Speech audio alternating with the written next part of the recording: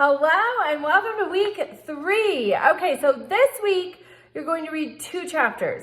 So the quiz is going to be more heavily weighted than the previous 2 weeks. It'll be worth 50 points this week, and it will be live by Wednesday night, but you'll have until Sunday to do it. Open book, open note, whole thing, same thing.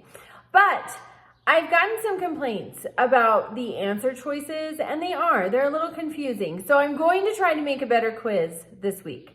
So keep your eye out for that. And let me know, is it better, is it worse? Okay, so this week we're looking at political ideologies, a lot of socialism, a good case study about the happenings in Venezuela over many decades.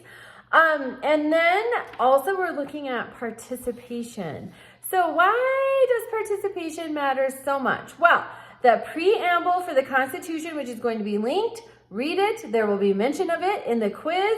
The preamble for the Constitution of the United States says, "We the people of the United States." The government of the United States, the power comes from the people, as you'll learn about in chapter 5.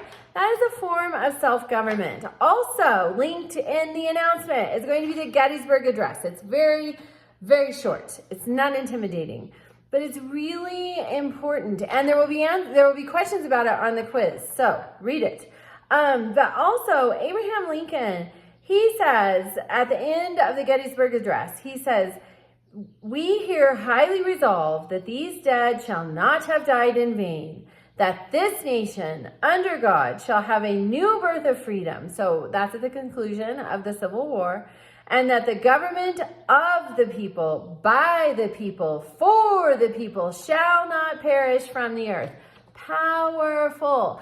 But the government, they work for us in theory. So your assignment this week is different. I'm going to link the web address for the House of Representatives of the United States and the web address for the Senate of the United States.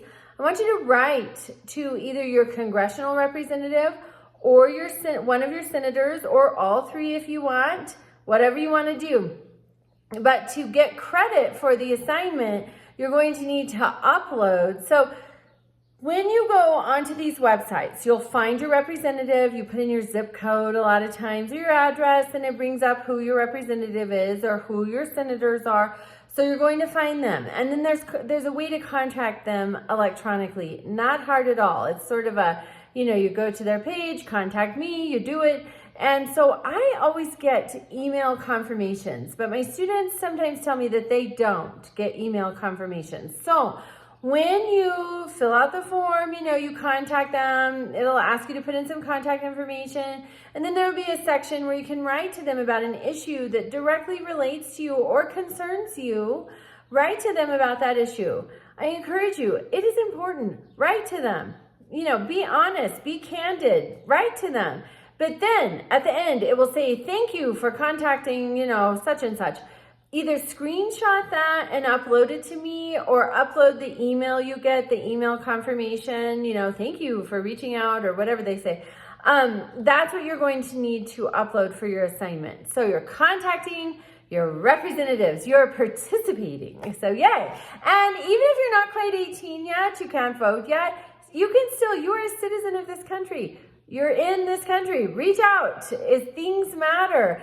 If you're stumped, ask your peers, your parents, your grandparents. But, also something else. So our text, I am a dinosaur, as you may know. I like a book. I like to hold it in my hands. I like to underline things. I like a book. So when you go to OpenStax, there's a little button, get a print copy, and it takes you to Amazon, and you can order a book. This was about $40. So if you're like, hey, I gotta have a book, there's a way to get one. Reach out to me with questions or issues, and have a great day.